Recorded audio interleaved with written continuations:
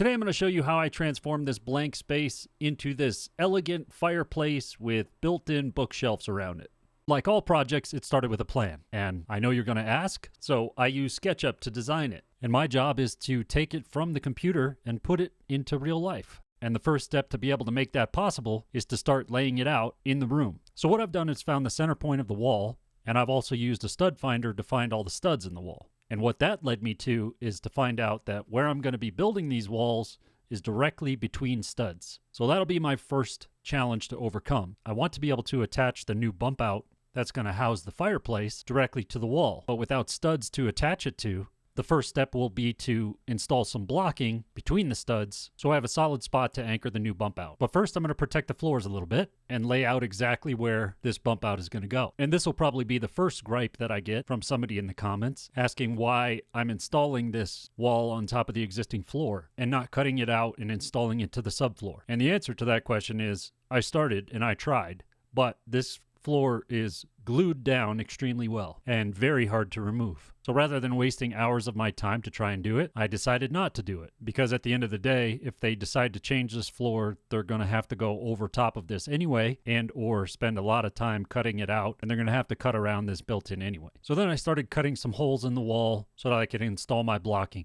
Now the thing to keep in mind when building this is that nothing about this is technically structural, meaning it doesn't carry any load. And what you'll see is that I kind of overbuilt it given what it is, but I always try to err on that side of things anyway. So I cut a few holes in the wall all the way up and down, and one specifically around where the electrical is, which I'll touch on in a little bit. But once I had my blocking installed, then I could move on. And moving on meant installing the top plate on the ceiling. So I had to find where the rafters were in the ceiling, mark those locations, and then mark a plumb line from where my bottom plate is up to the top of the ceiling, which I use the laser for. And then I could take a measurement and figure out what the height of the studs needed to be for the new wall. Now it'd be nice to build this wall in place, but this is a master bedroom, so my space to move around was relatively limited, so it was easier to just cut things and build it in place one by one. So the first thing that I built was the little knee wall, which is going to be where the fireplace is going to sit. And then I started boxing things in around that. And before you knew it, I had something look like this. Now at this point, this is when I really double checked the dimensions and the recommended spacing and all that stuff for the electric fireplace that's going to go in here. And I'm making the opening a little bit bigger because I have a plan to kind of box this out a little bit later. Now I did make a little header for the top of the fireplace by standing the 2x4s up on their sides. That gives a little bit more strength. There's going to be a TV hanging. There's not a lot of weight on it. Like I said, there's no real load. This will just help make sure that there's no sag. So this is what the framing looked like when it was all put together, and I added a sheet of OSB to the one side. Now you'll notice I did not close in the far wall, and that's intentional because I need to be able to get behind there for a little bit.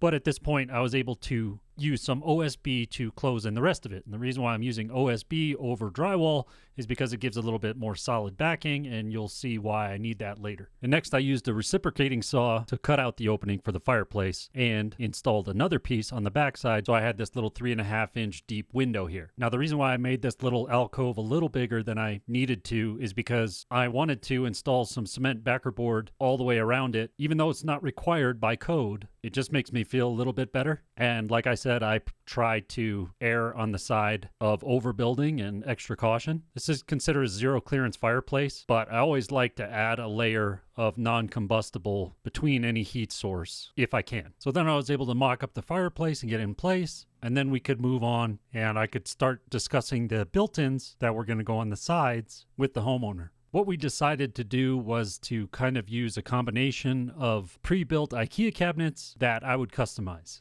And I did that by building a toe kick and then spacing it off the wall a little bit. And the reason why I did that is so that the door could operate, because the plan is to wrap this whole bump out in a stone facade. And if I butted them directly up against the bump out, the doors on the base cabinets wouldn't be able to close, which also gave me a little bit of space to work with as far as doing some electrical work was concerned. With the cabinets laid out, then I set the homeowner loose on some homework of painting the cabinets the color that they wanted, which, if this looks familiar, it's because they decided to go with foliage from C2 Paints, which is the same color that I painted the entire library in that I did a previous video on.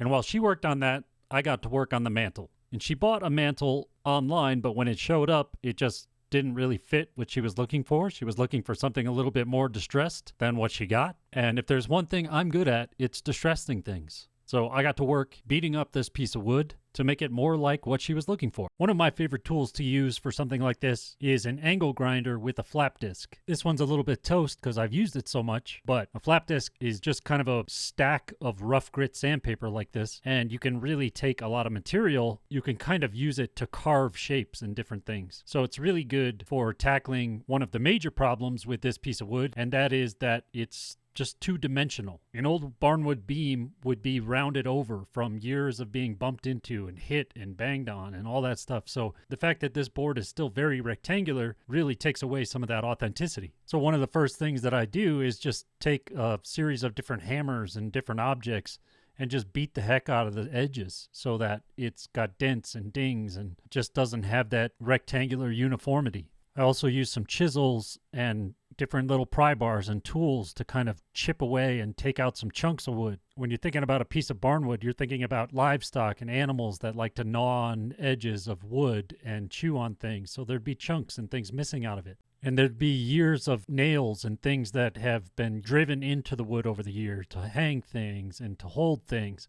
And there's no markings in this wood at all. So I just used a bunch of nails to bang into it and bend them over and pry them back out and create holes and divots and texture and character. And lastly, one of the best tools that you can use is a series of wire brushes and wire wheels. And these work really well for getting in between the fibers of the wood, and you can take away some of that sapwood and create those waves and those undulating textures in the wood that really gives it kind of an old, worn vibe. And you can just play with it a little bit until you get something that you like. I mean, you're really just aging and beating up a piece of wood, so there's no real wrong answers. And then after you lightly sand it and apply some stain and some finish, you end up with a very authentically looking old piece of barnwood that maybe didn't start that way, but through beating the heck out of it, it looks great.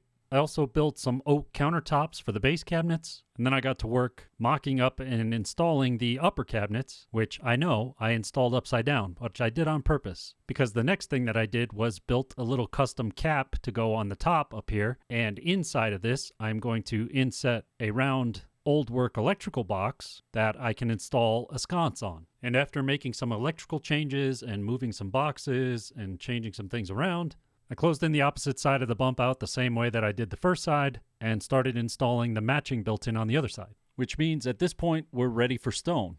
And for the stone, I'm using a product that I've never used before, and it's actually a foam-based faux stone from a company called GenStone.